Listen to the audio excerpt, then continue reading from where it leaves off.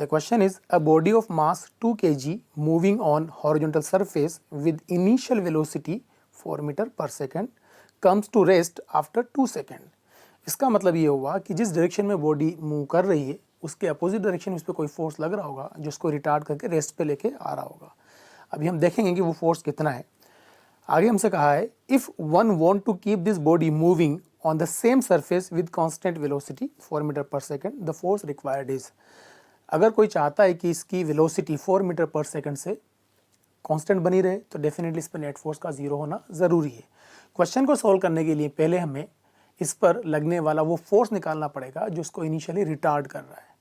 तो उतना ही फोर्स अगर हम इसके अपोजिट डायरेक्शन में लगा देंगे यानी वी की डायरेक्शन में लगा देंगे तो डेफिनेटली बॉडी पे लगने वाला नेट फोर्स ज़ीरो हो जाएगा और बॉडी जो है वो यूनिफॉर्म स्पीड से चलेगी।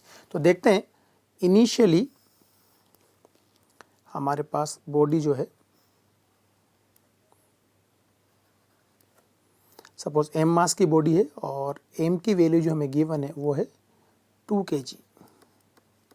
ठीक, t इक्वल्स टू 0 पर इसकी जो इनिशियल वेलोसिटी है u, that is equals to 4 metre per second. t equals to 2 second पर बॉडी रेस्ट पे आ जाती है जैसा कि हमसे कहा गया है। तो इसकी जो final velocity after 2 second that becomes 0 at t equals to 2 second. तो हम first equation of motion use करके इस पार्टिकल पे का रिटार्डेशन कैलकुलेट करेंगे, उससे हम पता कर लेंगे इस पे लगने वाला फोर्स कितना है। और ये हमें पता है कि बॉडी जो है वो रिटार्ड हो रही है तो डेफिनेटली इस पे लगने वाला फोर्स इसकी वेलोसिटी के अपोजिट डायरेक्शन में होगा। तो वो फोर्स मैं लगा देता हूँ इस बॉडी पे इस डायरेक्शन में and suppose that force is F। ठीक, सबसे पहले मैं इसके रिटार्डेशन का मैग्नीट्यूड या रिटार्डेशन कैलकुलेट करूँगा। तो मैं यूज़ करूँगा फर्स्ट इक्वेशन ऑफ मोशन, तो bye v is equals to u plus at. Now final velocity of the body is 0, initial velocity was 4 meter per second plus a times of time is 2 second। तो यहाँ से हमें मिलता है a is equals to -2 metre per second, तो metre per second square. तो acceleration का जो वैल्यू आ रहा है इसका वो -2 मीटर पर सेकेंड स्क्वायर है।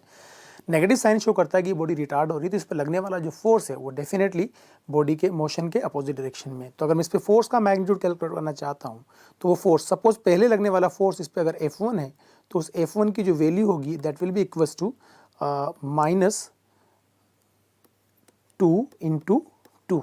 यहाँ 2 इसका ये मास है और 2 इसका एक्सेलरेशन का मैग्नीट्यूड है। So answer is -4 Newton.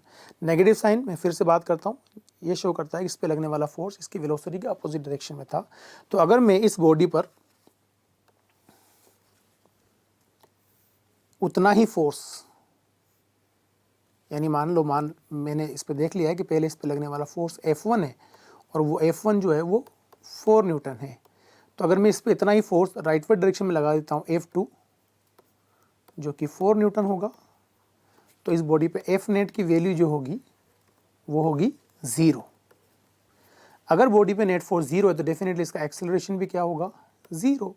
और अगर इसका एक्सेलरेशन 0 है तो कोई भी पर्सन इसकी वेलोसिटी को कांस्टेंट बनाए रख सकता है और इस सिचुएशन में इसका जो v होगा वो कांस्टेंट होगा या यूनिफॉर्म होगा। तो अगर कोई चाहता है कि इसकी वेलोसिटी यूनिफॉर्म बनी रहे तो इस पर उसको 4 न्यूटन का फोर्स राइटवर्ड डायरेक्शन में लगाना पड़ेगा यानी मोशन के डायरेक्शन में लगाना पड़ेगा। सो इसमें जो ऑप्शंस हमें दिए गए हैं उन ऑप्शन में फर्स्ट ऑप्शन है 8 Newton, second 4 Newton, third 0 and fourth is 2 Newton. So option 2 4 Newton is the correct answer.